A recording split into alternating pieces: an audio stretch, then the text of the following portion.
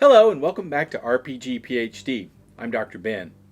Have you ever watched a party survive by the skin of their teeth and still refuse to drink the potions in their bags? Have you seen one offhand rumor take over the entire campaign because the players heard it first? Have you noticed how one brutal encounter can make every future threat feel bigger than it really is? Those moments are not just random table quirks, very often they come from the same mental shortcuts that shape human judgment everywhere else. That is what makes this so interesting to me. At the tabletop, players are making choices under uncertainty all the time. They're judging risk, reading incomplete information, reacting to pressure, and trying to make sense of a world with limited knowledge. Daniel Kahneman's work helps give us a language for that. It helps us see that the rules are only part of what drives play. Attention, memory, bias, and perception are in the mix as well. So, in this episode, I want to look at cognitive biases at the table and what they can teach us about player behavior, game master communication, and encounter design. Because sometimes the hidden system shaping your session is not on the character sheet, it's in the way human beings think. So, let's get into it.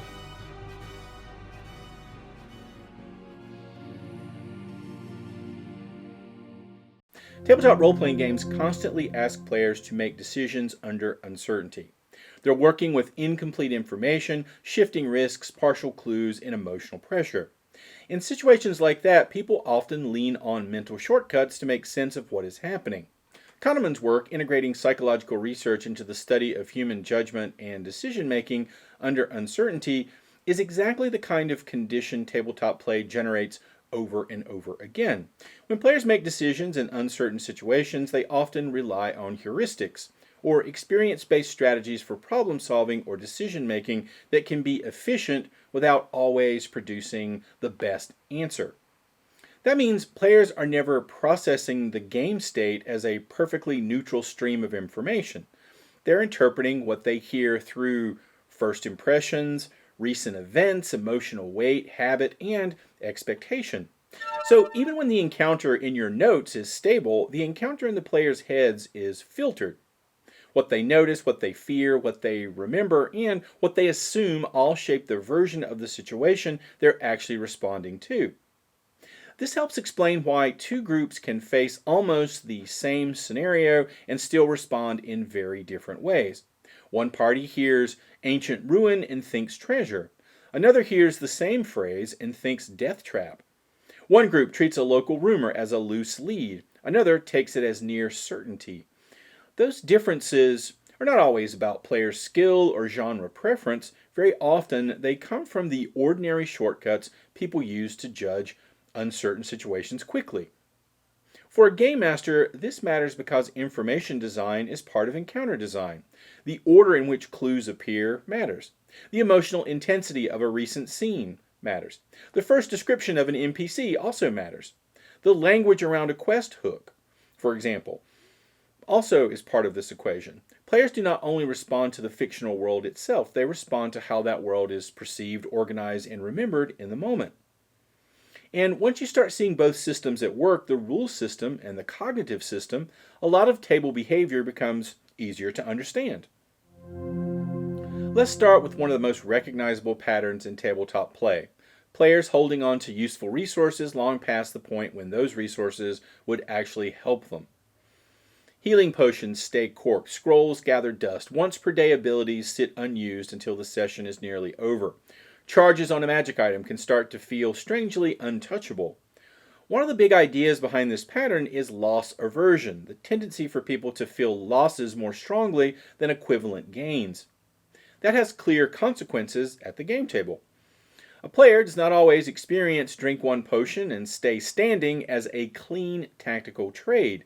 It can feel like giving something up, reducing future safety, and erasing an option they might need later. So conserving resources starts to feel prudent even when the current moment is exactly what those resources were meant for. You can see this in classic adventuring behavior. The party is battered, the front line is one hit away from collapse, and somebody still says, "I'm saving the potion for when things get really bad." From the outside, that can look irrational. From the inside, it makes a lot of sense. Spending is immediate. Future danger is uncertain. People often cling harder to what they already have than the situation seems to justify. For a game master, this matters because it helps explain why a resource system that looks balanced on paper can still freeze up in actual play. The math may say the potion is worth drinking. The player's judgment may say losing the potion feels worse than the benefit of using it right now. That means the emotional meaning of a resource is part of how it functions. If consumables feel rare, precious, or hard to replace, players may carry them through an entire campaign like museum pieces. If the game teaches them that spending resources creates momentum, opens options, and does not leave them permanently exposed, they may become much more willing to use what they have. So when you see potion hoarding, ability hoarding, or an almost superstitious reluctance to spend limited use tools, you're not just looking at cautious play. You may be looking at a very old feature of human decision making showing up in fantasy clothing. The resource rules matter, of course. The psychology around the resource matters as well. Another bias that shows up all the time in tabletop play is anchoring. This is the tendency to give too much weight to the first piece of information that enters the room. Once that first impression lands, later judgments often grow out of it, even when new evidence should push the group to a different direction. At the table, that first anchor can be a rumor, a description, a guess, a map detail, an NPC's warning, or even the tone in your voice when you introduce a problem. When players do not have complete information, and they usually don't, the first plausible explanation can take on a lot of power. From that point on, everything else tends to get read in relation to that starting frame. You can see this very quickly in mystery play. The party hears in session 1 that goblins have been raiding caravans. That becomes the anchor. 2 sessions later, evidence suggests the attacks were staged by smugglers trying to redirect attention, yet the group still reads every new clue through the goblin theory. They're not being foolish, they are doing something very human. They are building outward from the first explanation that seemed to fit. For a game master, this means the first explanation in the room often carries more weight than it deserves. The first rumor may matter more than the best rumor. The first impression of an NPC may survive long after contradictory evidence appears. The first stated danger level of a dungeon may shape how cautiously the party approaches the whole place. Once players are anchored, new information does not enter an empty space. It enters a space that has already been shaped. That has 2 practical implications. First, opening information deserves care. Early clues are not just table dressing, they establish the baseline players use to interpret what comes next.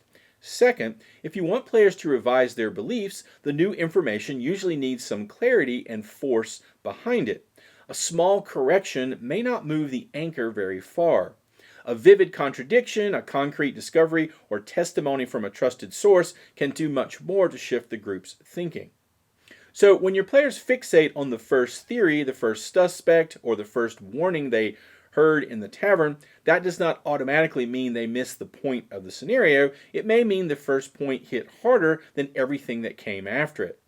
And once you understand that, you can start designing your openings with much more intention.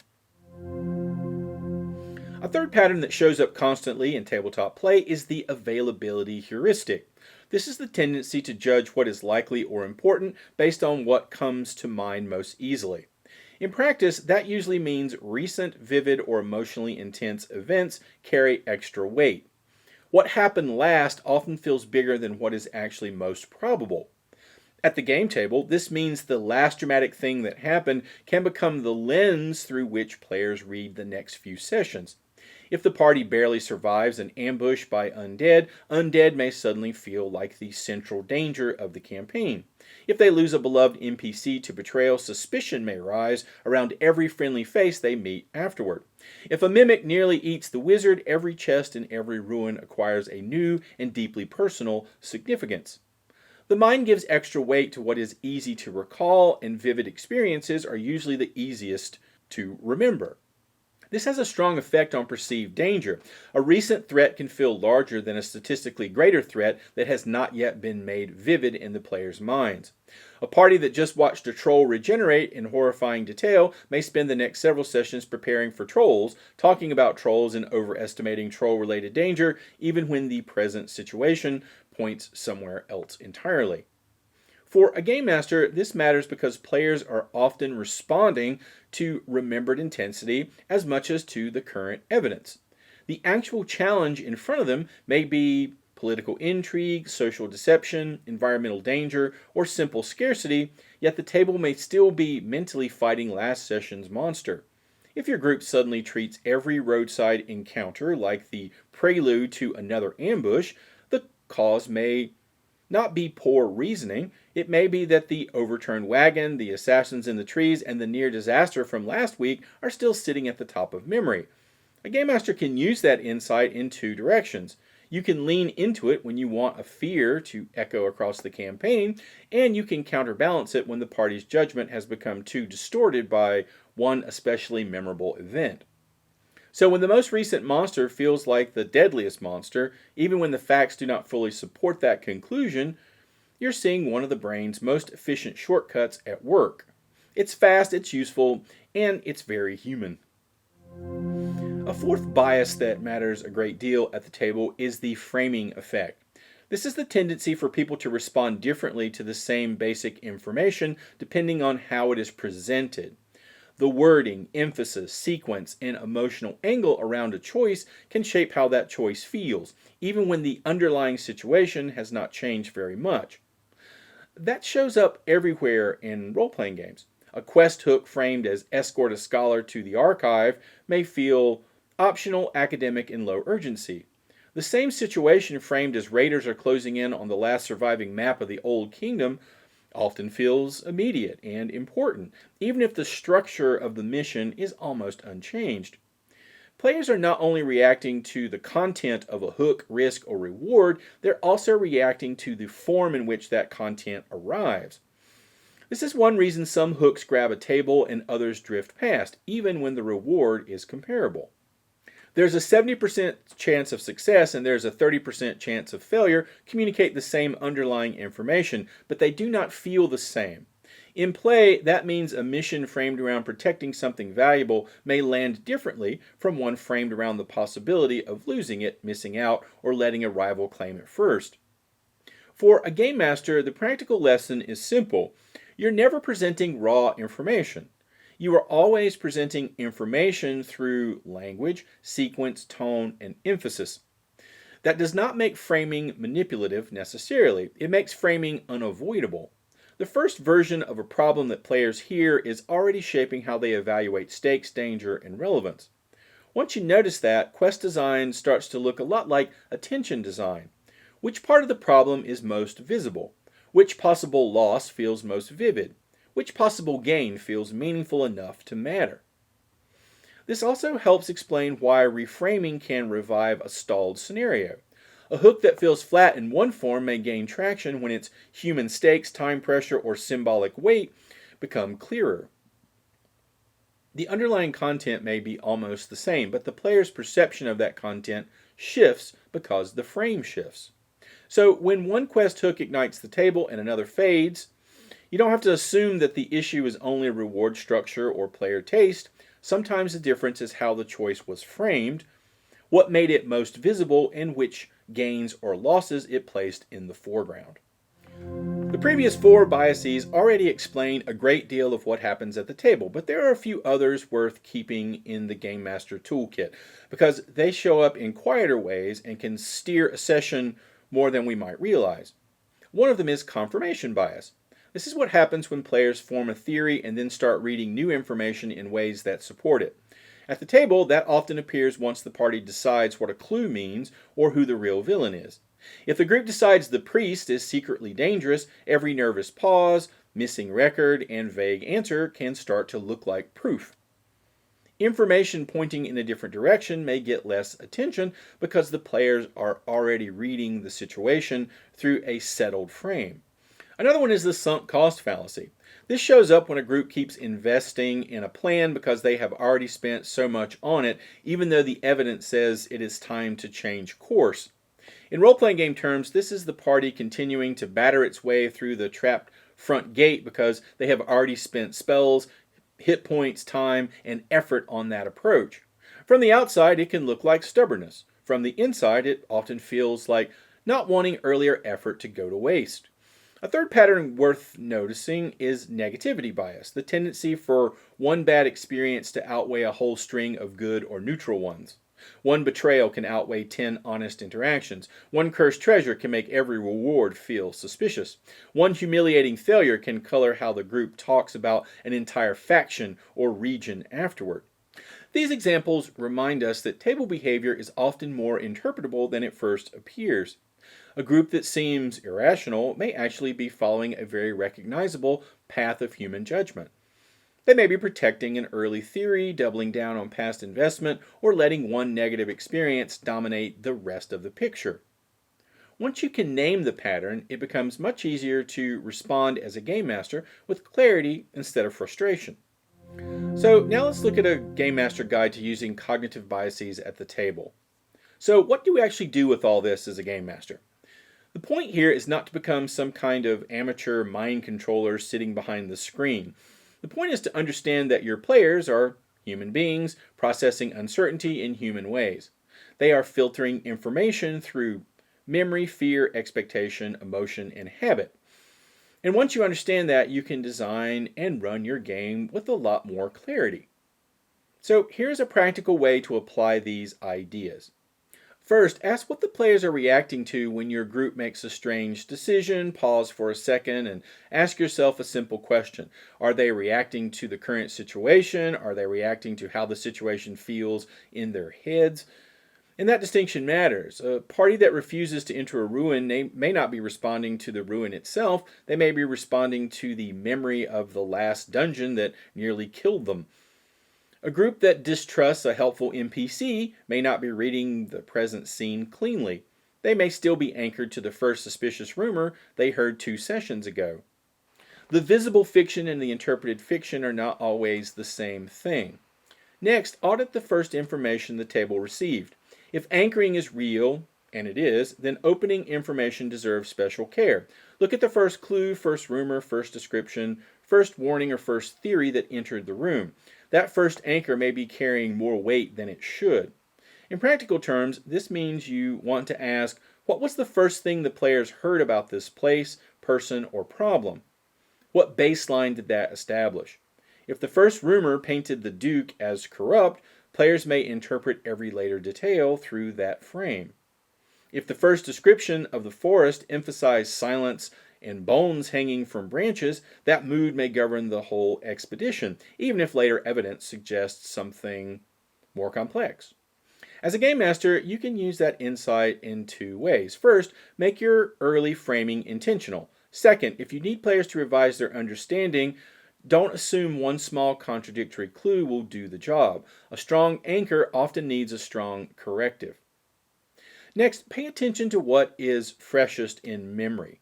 The availability heuristic means recent and vivid events often feel bigger than they objectively are. This also applies to past events. That means the last dramatic encounter may still be shaping the current session more than the current session is shaping itself. So after any especially intense scene, ask yourself, what is now sitting at the top of player memory? Is it a betrayal, a near-death combat, a cursed object, a terrifying spellcaster? That recent experience may become the lens for the next few choices the party makes.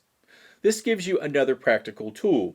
If you want fear to echo across multiple sessions, reinforce that memory with callbacks, signs, rumors, or recurring consequences. If you want the party to stop overreading last week's danger into every new room, you may need to deliberately reorient them with cleaner information, a change of pace, or a scene that establishes a different pattern. Next, look at what players refuse to spend. Loss aversion becomes visible whenever players cling to consumables, once per rest abilities, charges, or emergency tools, even when the current moment is exactly when those things would help. This is a useful diagnostic because it tells you something about the emotional meaning of resources in your game. If players treat every potion like a family heirloom, then the issue may not be strategy alone.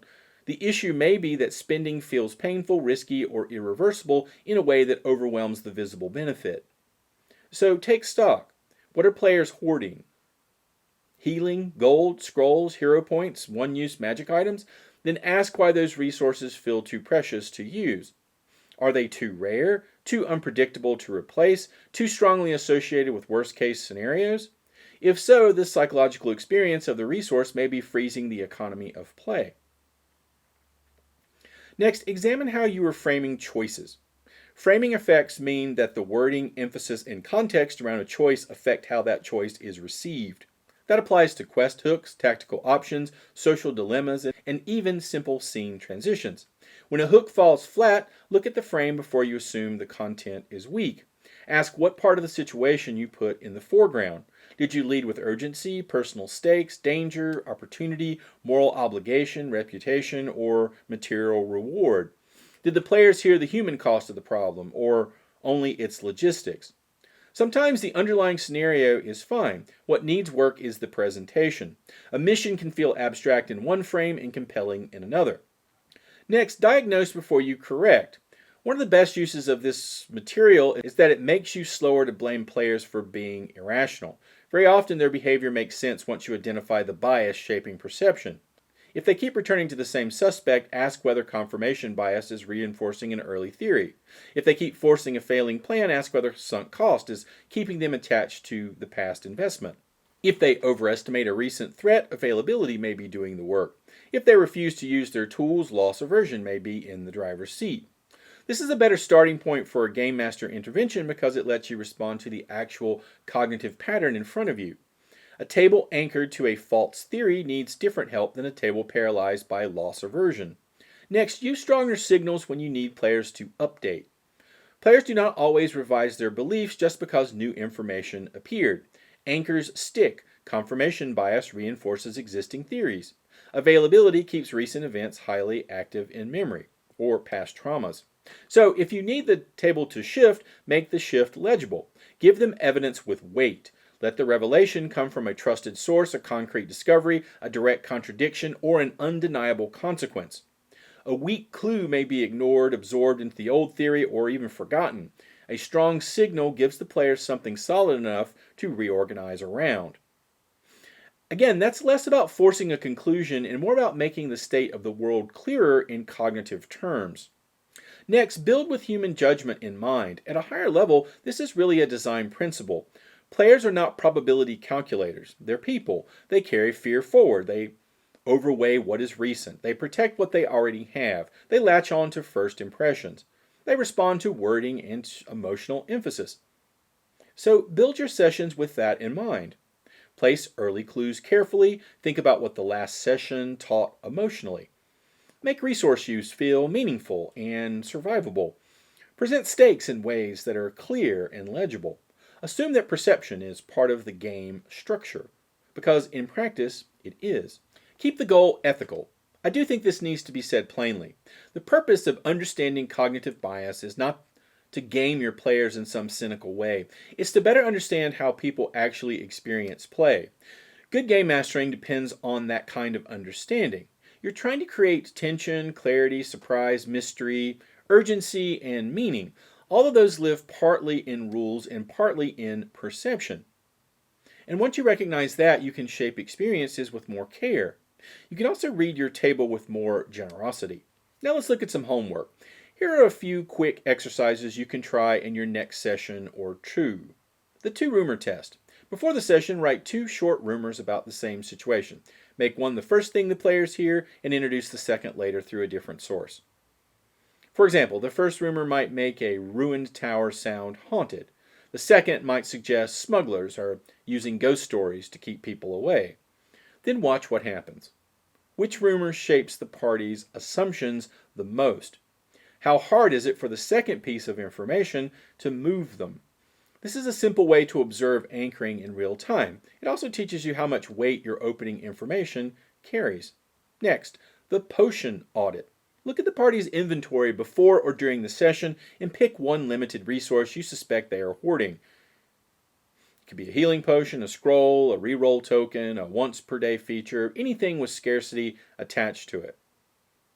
Then build one moment where using that resource would be obviously helpful and emotionally satisfying.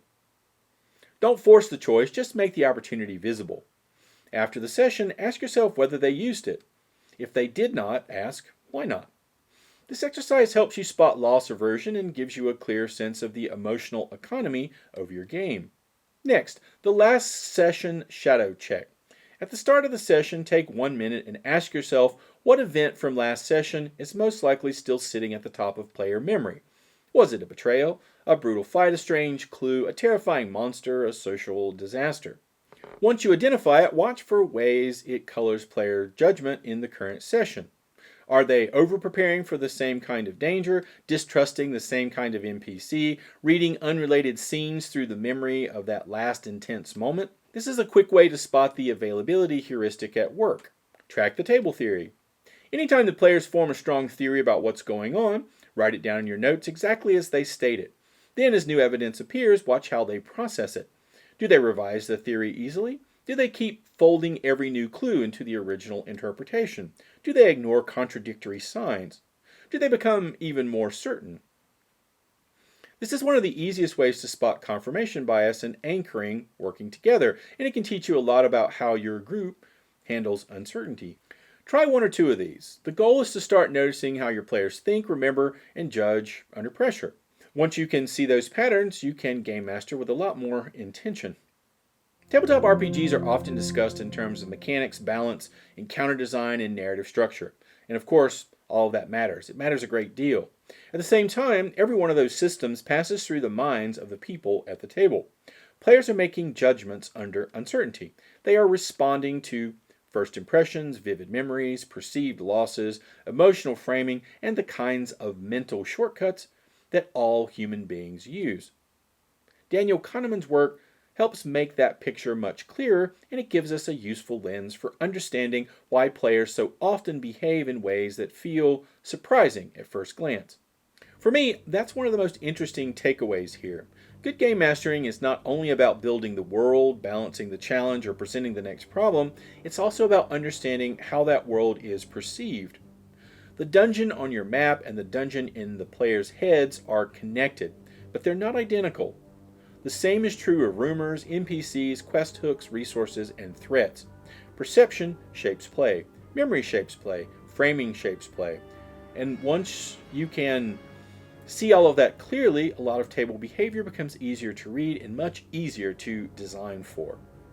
If you've seen these kinds of patterns at your own table, let me know in the comments. I would love to hear what cognitive biases you have noticed in your players or in yourself as a game master. And if this video was helpful, please like, share, and subscribe. That really helps the channel grow and helps more people find RPG PhD. And as always, thanks for watching. See you next time.